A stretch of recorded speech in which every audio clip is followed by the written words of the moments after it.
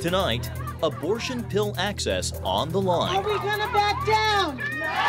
The High Court's decision on the White House request to preserve FDA approval of the abortion drug Mifepristone. Plus, crisis in Sudan. Hundreds killed and thousands wounded in a battle between rival military forces in the capital city. And bringing good out of evil. If we support the good and reject the evil, then we can all play our part in building a better world. A husband and father struck by tragedy gives the ultimate gift of life. All this and more tonight on Faith Nation.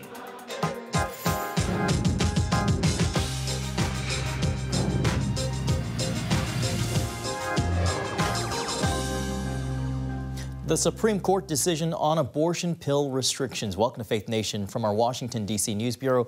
I'm John Jessup. Well, the Supreme Court is running up against its own self-imposed deadline to determine the fate of a commonly used abortion pill, weighing whether the drug Mifepristone will remain widely available or face restrictions levied by lower courts.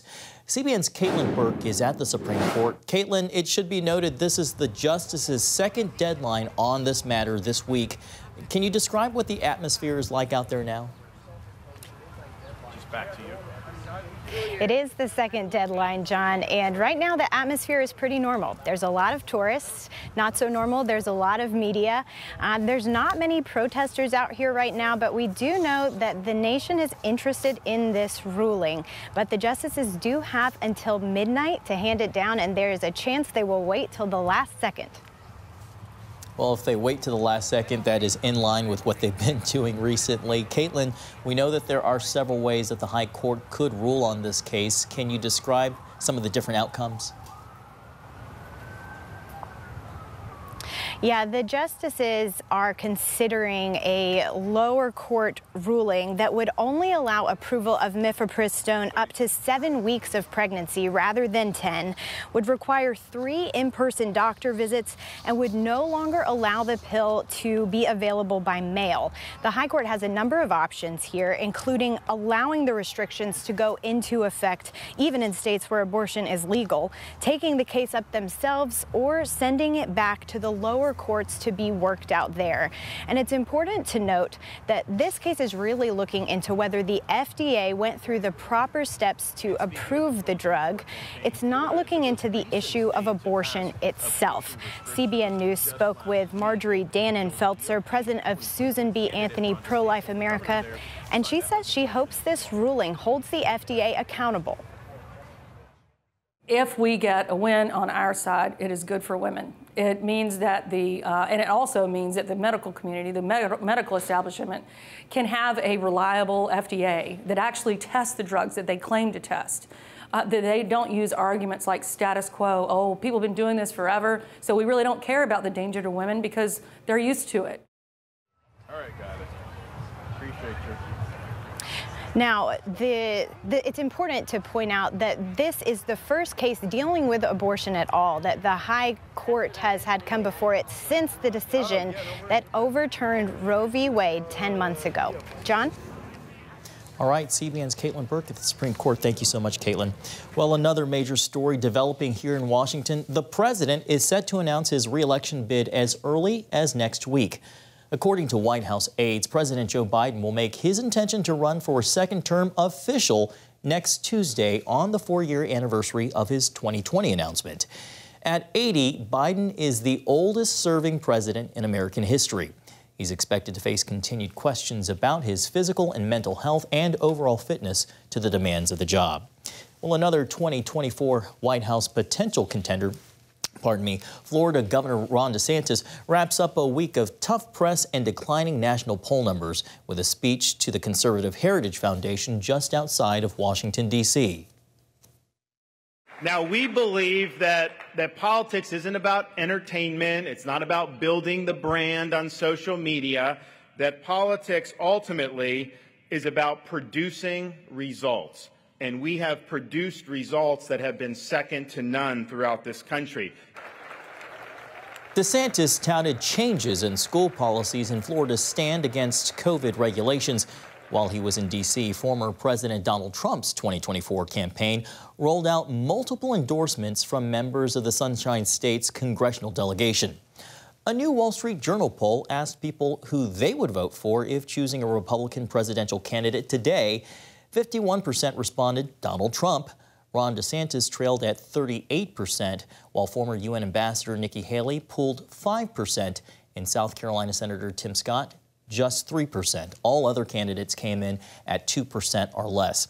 Now, 13% of people polled remain undecided.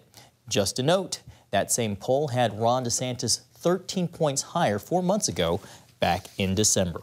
Well, here with us now is CBN News Chief Political Analyst David Brody. David, let's start there. A disappointing week being portrayed for Ron DeSantis. Do you think Florida's governor standing in the polls makes it in any way less likely he decides not to run? This is kind of conjuring memories of Scott Walker, popular governor in Wisconsin. His campaign saw a rapid rise and then also rapid fall in the months leading up to the 2016 race. Yeah, that's a pretty good analogy. I mean, Ron DeSantis hopes it's not a good analogy. But look, I think Ron DeSantis is going to get in. I don't think there's any question about that. So it's just a matter of when. And we expect that to be probably at the end of the Florida legislative session, probably late May, early June.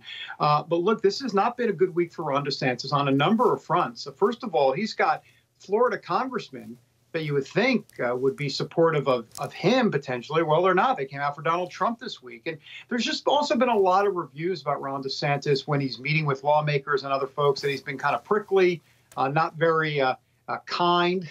So, you know, he's got his challenges ahead, a bit aloof as well. David, on to President Biden. He's set to finally announce his reelection bid on Tuesday. Can you talk a little bit about his strategy and also the significance of that particular day for the announcement? Well, I mean, John, strategy. Here's my visual, John. I mean, he'll be 86 potentially after, if indeed he goes through two full terms, if he wins again. Look, I mean, what is the strategy? Well, I guess you could start with the fact that the Democrats don't have a deep bench. I mean, no one's really going to challenge him. Sure, Robert F. Kennedy Jr. is going to be in the mix, and apparently some of the poll numbers actually look relatively good for him. So that's going to be an interesting wild card. But you got Marianna Williamson or Crystal Ball or whatever she's doing. So they've got nobody right now. And so it's kind of like Biden or bust. At this point for the Democrats. And so you asked me the strategy. I mean, that's kind of it. I mean, the White House will tout the fact that he's done X, Y, and Z on the economy, brought us out of COVID, yada, yada, yada. But it's going to be tough sledding. And of course, his memory clearly is an issue. Moving on to the SBA Pro-Life America, the major pro-life organization. They came out against former President Trump's stance on abortion as a state's issue.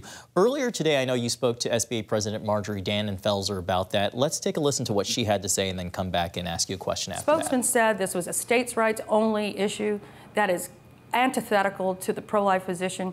So, of course, we're going to say that. That's antithetical. And presidential candidates on our side should never say something like that. That's why we said it. I believe there are many months moving into this election and moving into the primary and that debate stage. Before he hits the debate stage, I expect that he will communicate something positive about a strong federal role and that minimum standard at least should be in a policy world. David, in the few seconds we have left, does it seem like there's a rift in the Republican Party when it comes to the stance on abortion? Well, so not so much the stance on abortion, but the strategy and how to effectively combat it politically. And that's the key. And that's what Marjorie Dannenfelser talked about. She made some news there saying that she does believe Donald Trump will eventually come around on the federal statutes. David Brody, thank you so much for your analysis. It's been a busy news week, but also a busy week for you. Thank you so much. Thanks, Sean. Well, U.S. forces are standing by, ready to evacuate American embassy personnel from Sudan if the fighting there gets worse. Two generals who joined forces to topple longtime dictator Omar al-Bashir have turned on each other in a deadly firefight for the past week. Khartoum, the capital, is the center of the fighting, where smoke can be seen rising from the city along with bodies of fighters lying in the streets. More than 400 people have been killed and at least 3,500 wounded. Millions of civilians in the capital are trapped in their homes and face shortages of food and water. Tina Ramirez of the human rights group Hardwired Global told CBN's Christian World News that churches are also under attack. The RSF, when they came in, have been attacking civilians across the board. They've been looting and burning churches. I have some video footage of an evangelical church that's being burned from within, but even the Anglican church reported that they've all evacuated and that their some of their property, cars, some of their homes have been destroyed. Ramirez says Christians in Sudan fear that if the rebel military forces come to power, there will be a return to the intense religious persecution they experienced under the al-Bashir regime. Well, joining us now is Hussein Abdul Hussein, research fellow at Foundation for Defense and Democracies. Hussein, thank you for being with us. Can you talk to this critical moment? Do you believe an evacuation of the U.S. Embassy and other foreign embassies is imminent? I believe it is. I think all the assessment from all world capitals has it that we have to pull out, or at least we have to come up with arrangements to protect the diplomatic staff from staying over there. I think this is the assessment in all capitals. No one sees an end to this.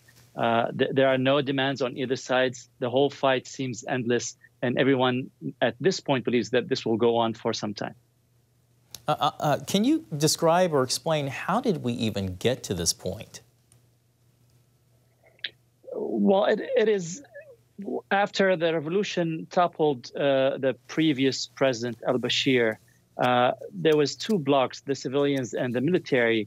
And the military emerged on top, despite all our attempts to try to keep the civilians in the process. But we couldn't manage to do that, of course, because Washington and the West at large doesn't have enough leverage inside of Sudan. So what happened is that the military emerged on top, and then when they did that, they divided on themselves. So now what we see now is a fight between the regular army and these militias. And of course, these notorious militias, we know them because they were behind the main genocide that took place in southern Sudan and led to the division of the country. So none of these actors are new, but the fault lines are being redrawn inside of Sudan.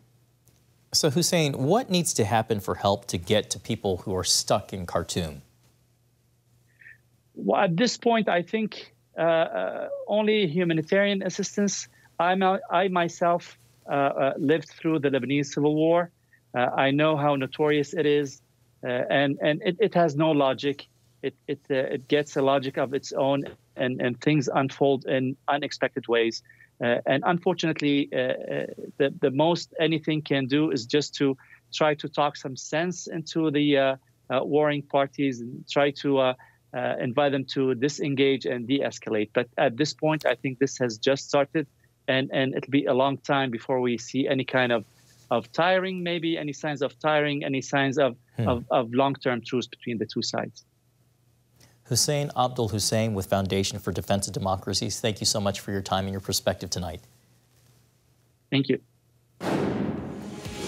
Coming up, a husband and father mourning tragic loss inspires others, turning the evil of terror into a life-giving gift to others.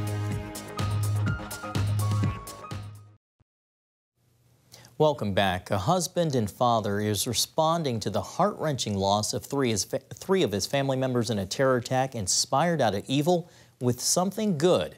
As CBN Middle East correspondent Julie Stahl reports, he's giving the ultimate gift of life to others.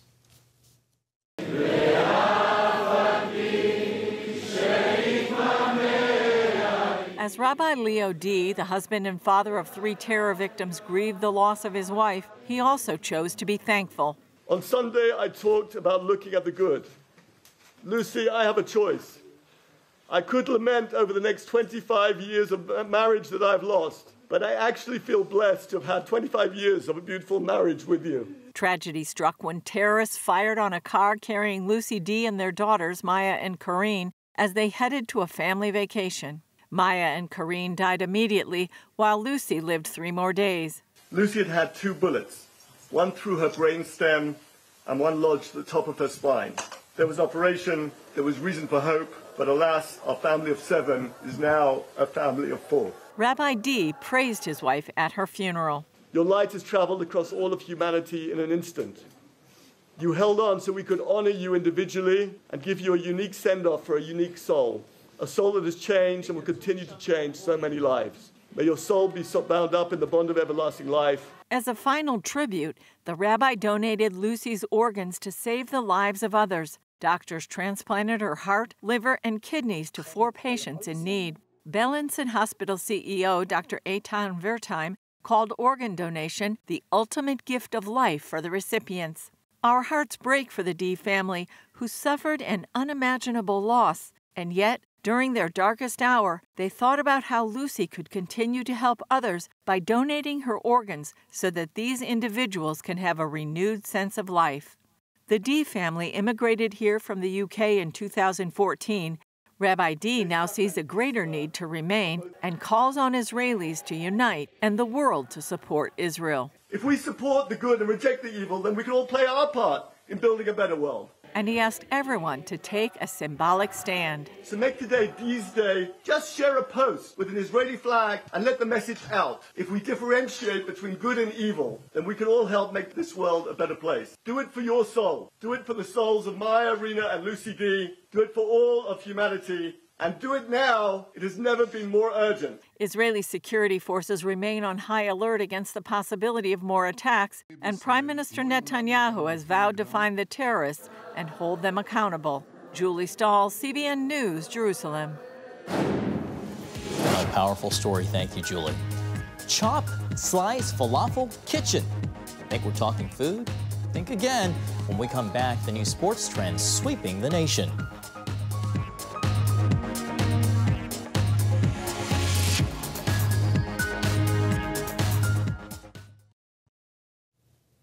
Welcome back. Are you taking your vitamins? Well, a new survey suggests Americans are. It shows dietary supplements are on the rise in the United States. According to a CDC study, between the 3-year period of 2017 and 2020, 58.5% of adults used at least one supplement compared to just 34.8% of kids and teens who had. And women use dietary supplements more than their male counterparts. Americans take supplements as a way to boost immunity through multivitamins and vitamin D. Though popular among both kids and adults, science has not shown the use of supplements to offer much help with health. Well, one proven health benefit, according to doctors, is regular exercise. But if you think it's boring or if you struggle to do it by yourself, you may want to consider the pickleball craze, now the fastest growing sport in America. Medical reporter Lori Johnson shows us the good it provides the body and why people love it. Over the last few years, pickleball has become the rage, especially among older Americans looking for something they can do that's good for the body and mind. Pickleball is very addictive. It's like a wonderful drug to me. I love it. I love it. I can't get enough of it. Folks of all ages are thrilled to discover something so healthy is also really fun. I meet lots of new people all the time, and I have found that it has helped me lose weight after knee replacement from gaining a little bit of weight, and just really keep in shape physically, keep my strength up, keep my core strong. So I've really gotten a lot of benefit out of it. Although pickleball looks like tennis, there's less wear and tear on the joints. The size of the court is 1/3 the size of a tennis court. So we don't have to move as much, side to side, back and forth. So that in itself makes it easier on your overall body. The game is slower than tennis and easier to pick up. Pickleball being the fastest growing sport in the world is because almost anybody can play this sport and have a great time. Like all sports, injuries are possible. Strains or tears in the feet, back, and shoulder are the most common, especially among older folks. Experts recommend people talk to their doctor before starting a new activity and warming up before hitting the court. Pickleball was invented in 1960s Seattle by two guys who wanted to play badminton but only had the net. So they improvised using equipment from other sports, ping pong paddles and a wiffle ball. The name pickleball comes from pickle boat, from crew, which uses oarsmen from other boats. Pickleball surged in popularity during the COVID-19 pandemic as people searched for ways to exercise outside while keeping their distance. Health experts say pickleball offers many of the same brain benefits as ping pong, a sport doctors recommend to help reduce cognitive decline, largely due to the constant hand-eye coordination. And you're adding that cardio factor so that you're, pumping the blood to your brain, which we know is very good for cognition. Pickleball can also improve reflexes. It forces you to react quickly, to make decisions quickly, and it puts you in a new situation every time the ball is served. Many players say the social element is what keeps them coming back. And that's the part that I like, that is very sociable. So you can laugh and joke and clown around and have a good time with people, and nobody really takes you too seriously. Which is also good for the brain. Being around other people and meeting new people and being social has been shown to be a really important lifestyle factor in preventing dementia. Exercise can help us sleep better, and vitamin D from sun exposure can improve our mood. So while trying a new sport can be intimidating, especially if you've been on the bench for a while, pickleball can be easy, fun, and very healthy, regardless of age. Lori Johnson, CBN News. We need to check the outtakes to see how Lori handles the pickleball paddle on the court. Well, one athlete, 2 goals, and his 3,000-mile journey. What's fueling his quest to run across the United States? Next on Faith Nation. And finally tonight, from the desert to the Rockies, from sea to shining sea, a young Englishman is running his own transcontinental race with the hope of breaking a record and paying it forward. William Googe is running a 3,000-mile trek from LA to New York in just 64 days, and he's trying to be the fastest British person to ever do it. Googe is also raising money for cancer research along the way, an homage to his mother, who died from non-Hodgkin's lymphoma in 2018. For supporting me. I'm going to do this for my mum. I'm going to do this for all the cancer sufferers out there. If Googe continues his pace, clocking 50 miles or more a day, he's set to reach New York City the first week of June, and we wish him well. Thanks for watching, and have a great weekend.